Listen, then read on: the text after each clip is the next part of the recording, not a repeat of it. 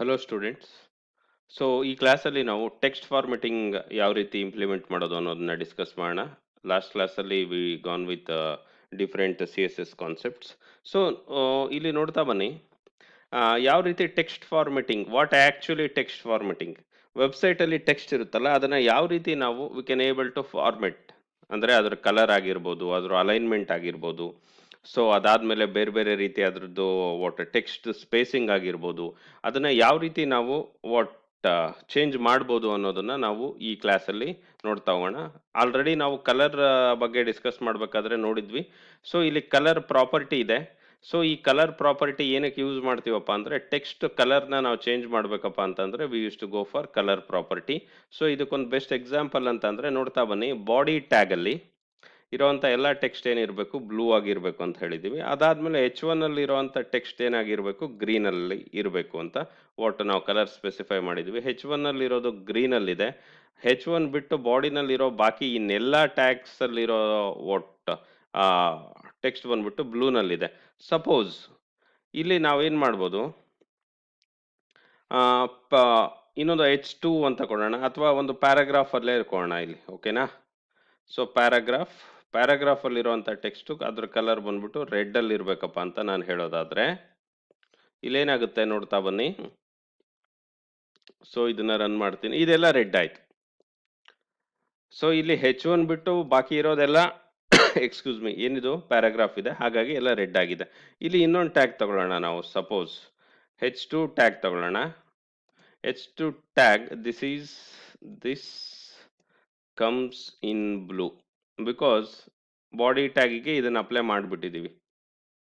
H2ಗೆ ಯಾವ style apply ಆಗುತ್ತೆ, ಹಾಗಾದ್ರೆ ಬಾಡಿ ಟ್ಯಾಗ್ ಅಲ್ಲಿರುವಂಥ ಬ್ಲೂ ಕಲರ್ ಅಪ್ಲೈ ಆಗುತ್ತೆ. ನೋಡ್ತಾ ಬನ್ನಿ, this comes in blue. Got it?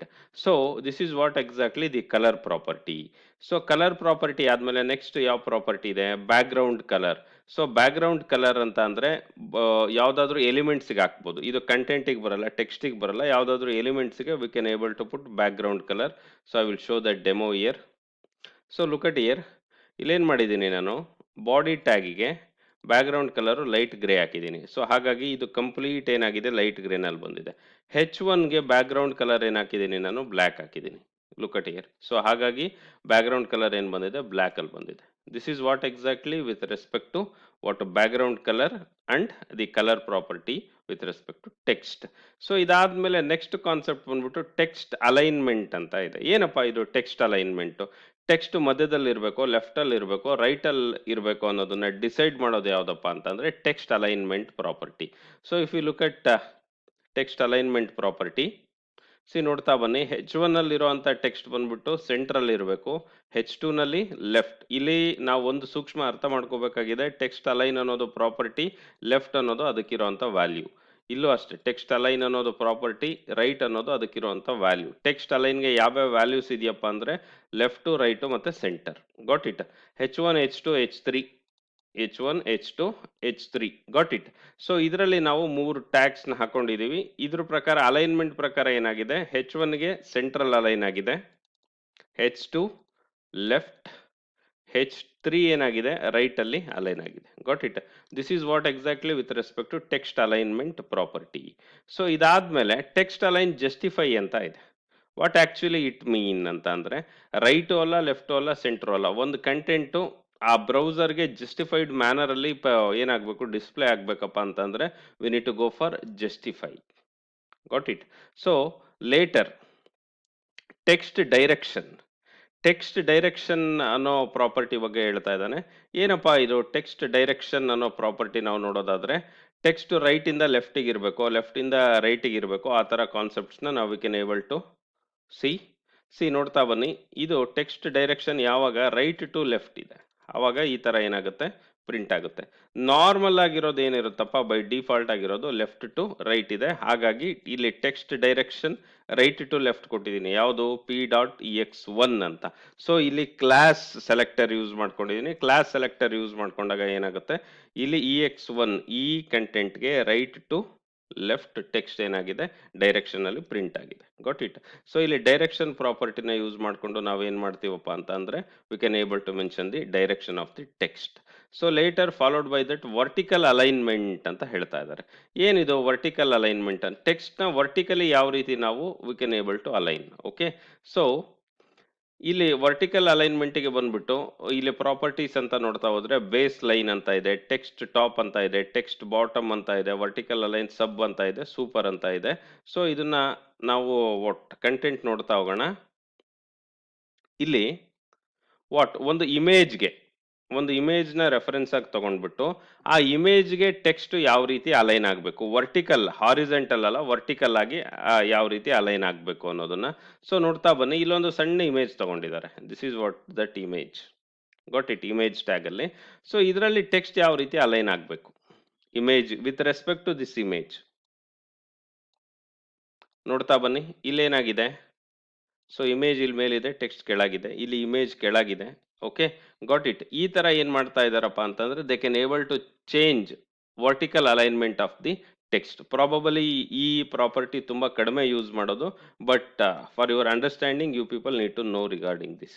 So later what we have, text alignment ಆದ್ಮೇಲೆ ಟೆಕ್ಸ್ಟ್ ಡೆಕೋರೇಷನ್ ಇದೆ.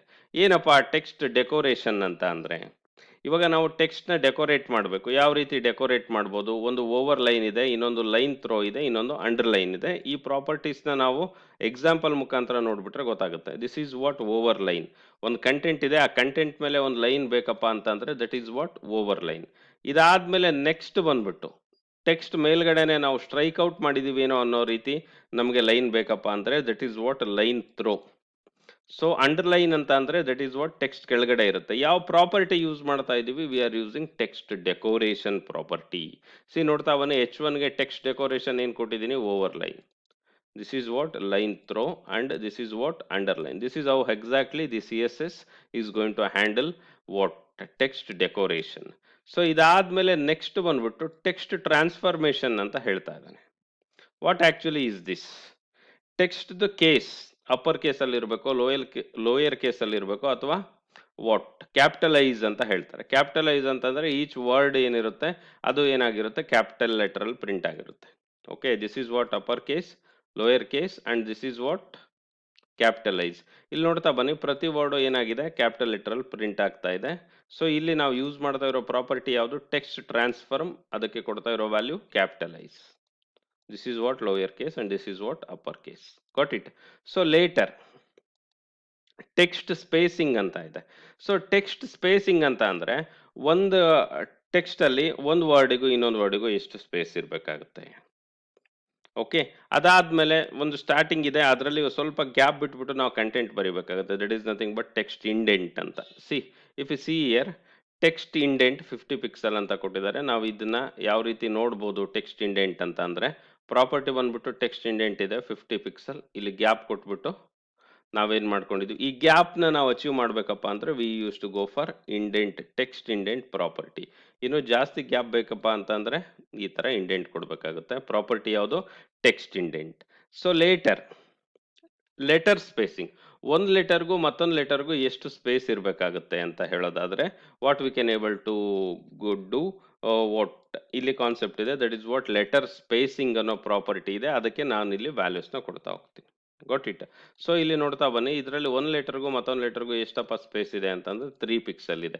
ಇದನ್ನೇ ಮೈನಸ್ ಕೊಟ್ಟಿದೀವಿ. ಇಲ್ಲಿ ಮೈನಸ್ ಕೊಟ್ಟರೆ ಏನಾಗುತ್ತೆ? ಒಂದ್ರ ಒಳಗಡೆ ಒಂದು ವಾಟ್ ಸಿಂಪ್ಲಿ ಓವರ್ಲ್ಯಾಪ್ ಆಗಿದೆಯೇನೋ ಅನ್ನೋ ರೀತಿ ಕಾಣಿಸ್ತಾ ಹೋಗುತ್ತೆ. ಕ್ಯಾಪ್ಚಾ ಕೋಡ್ ಎಲ್ಲ ನಾವು ಡಿಸ್ಪ್ಲೇ ಮಾಡ್ತೀವಲ್ಲ, ಅಂತ ಟೈಮಲ್ಲಿ ಕ್ಯಾಪ್ಚಾ ಕೋಡ್ ನ ನಾವು ಡಿಸ್ಪ್ಲೇ ಮಾಡೋ ಟೈಮಲ್ಲಿ we use to go for this kind of text spacing kind of work. Got it. So ಇಲ್ಲಿ ಸ್ಪೇಸಿಂಗ್ ನಾನು ಜಾಸ್ತಿ ಮಾಡಿದ್ರೆ ರನ್ ಮಾಡಿ ಸ್ಪೇಸ್ ಜಾಸ್ತಿ ಆಗ್ತಾ ಹೋಗುತ್ತೆ. ಅದೇ ರೀತಿ ಮೈನಸ್ ವ್ಯಾಲ್ಯೂನ ಜಾಸ್ತಿ ಮಾಡ್ತಾ ಹೋದ್ರೆ ಇನ್ನೂ ಏನಾಗುತ್ತೆ? ದಿಸ್ ವಾಟ್ ತುಂಬಾ ಜಂಬಲ್ ಆಗಿ ನಮಗೆ ಕಾಣಿಸ್ತಾ ಹೋಗುತ್ತೆ. Got it. This is what related to text spacing. So later line height ಎಷ್ಟಿರಬೇಕು ಅನ್ನೋದನ್ನ ಹೇಳ್ತಾ ಇದ್ದಾರೆ. See we can able to see here line height ಯಾವ ರೀತಿ ವರ್ಕ್ ಆಗುತ್ತೆ ಅಂತ. ಒಂದು ಲೈನ್ಗೂ ಮತ್ತೊಂದು ಲೈನ್ಗೂ ಎಷ್ಟು ಡಿಫರೆನ್ಸ್ ಇರಬೇಕು. ದಿಸ್ ಈಸ್ ವಾಟ್ ಸ್ಮಾಲ್ ಅಂತ ಹೇಳ್ತಾ ಇದ್ದಾರೆ. ನೆಕ್ಸ್ಟ್ ಬಂದ್ಬಿಟ್ಟು ಬಿಗ್ ಅಂತ ಹೇಳ್ತಾ ಇದ್ದಾರೆ. ಓಕೆನಾ?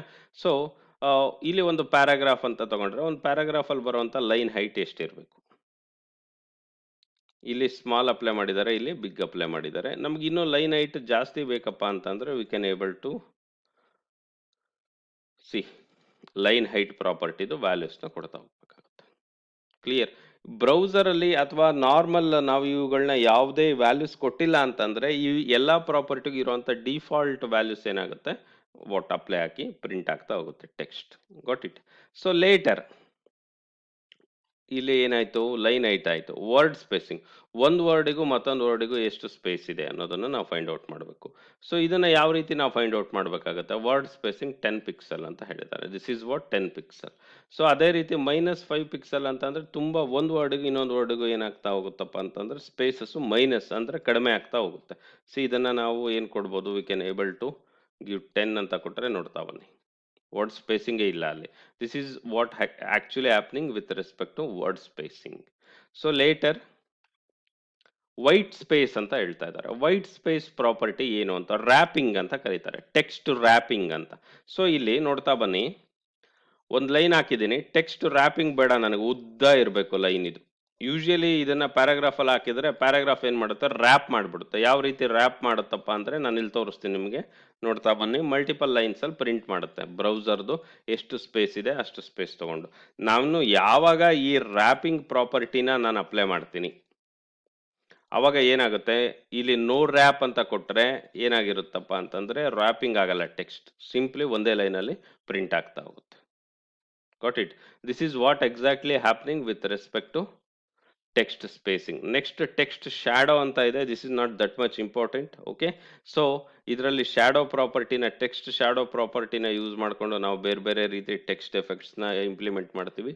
Better this thing is not going to play that vital roll.